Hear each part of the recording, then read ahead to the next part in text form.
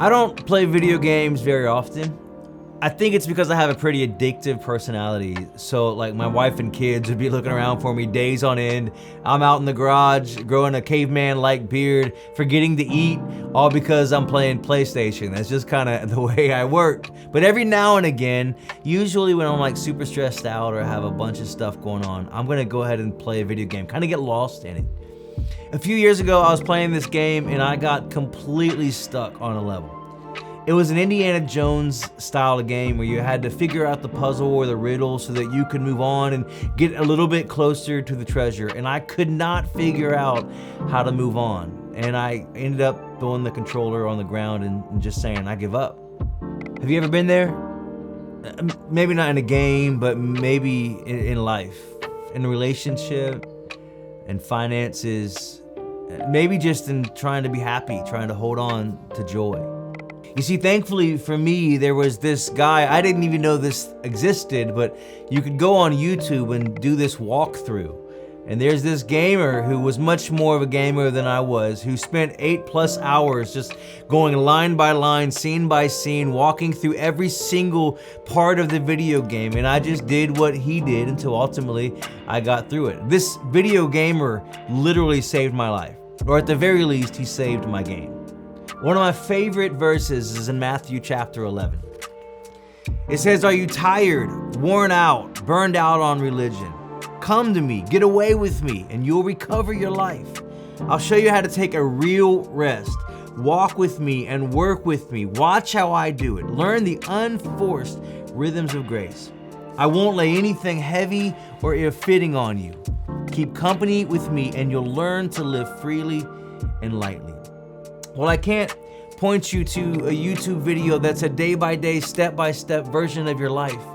I can point you to the one whose name is Jesus, that has walked every moment of your life before you were even born. See, usually when we're introducing new people to Jesus, the first thing we default to is do this or don't do this. When really the invitation of walking with Jesus is just simply to be with him. It's not about what we do or don't do. It's the invitation that Jesus is saying, I want you to come and be where I am. This month, our series is called Airplane Mode. And the series is all about that. It's putting our lives into the kind of mode where we turn off the noise and the distractions that are constantly inundating our lives. For the first 2 Sundays in May, we'll do like usual, teachings and messages about the practices of silence and Sabbath and solitude. But then, in the last 2 weeks of May, May 19th and May 26th, we're gonna do something we've never tried before. We're gonna facilitate a corporate Sabbath together. And I believe opportunities like these, the ones that we're creating for you, are gonna help us take these ideas of getting away with Jesus, and rather than try to do that in a weekly gathering in the theater, to resource you to do it in your home, or in your office, or in the spaces that you're comfortable with the people in your life that are most closely connected to your circle. We want this to be about you bringing Jesus into your world, rather than you coming and experiencing him in ours.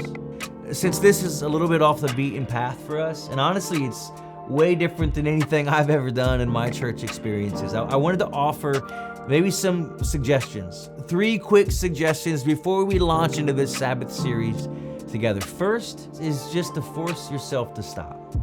My first suggestion is to make sure that you Sabbath. The word Shabbat is the Hebrew word that we get Sabbath, and it really truly means simply just to stop. If you're like me, you're like, I don't have time to Sabbath.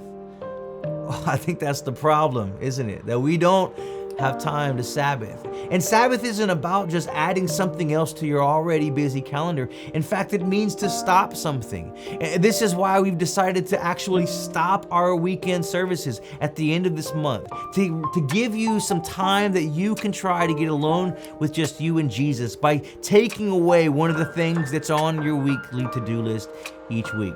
And at the same time, we wanted to give our team and our staff the opportunity for them to pause. I've said it before, Lionel Richie was not a pastor or a pastor's kid when he wrote the song Easy Like Sunday Morning. Sunday mornings are crazy and busy. So what if we took that off the table and invited you to just simply get away with you and those closest to you, to be just you and Jesus? Secondly, I would just say to get creative. Find a creative way to do this Sabbath. Maybe get with friends and do it at a park.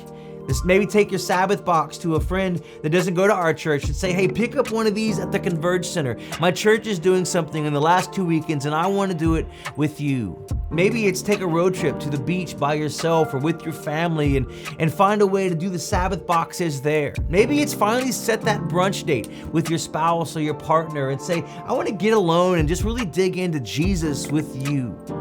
And lastly, just don't be discouraged. Experts tell us when we try anything new, it typically happens in a J-curve. We begin it and it gets worse before we begin to rise and it begins to feel better. A Sabbath is meant to be a 52 weeks out of the year practice. And so if these 2 weeks at the end of the month, you don't constantly walk around with Holy Spirit goosebumps or your face isn't shining like Moses' was when it came off the mountain, that's okay. The truth is, neither of those things will probably happen. But it's the beginning of something that we want to offer up to be a spiritual practice. And anything worth doing is worth doing often. And anything worth doing is going to take practice. And why would our spiritual practices look any different? I'm so excited for this season. I'm believing God for great things for you, for your family, and for our church as we jump into this Sabbath season together. Remember, Shabbat, the Hebrew word, really means to stop. So stop with us. Get involved, get creative, and don't be frustrated. I love you.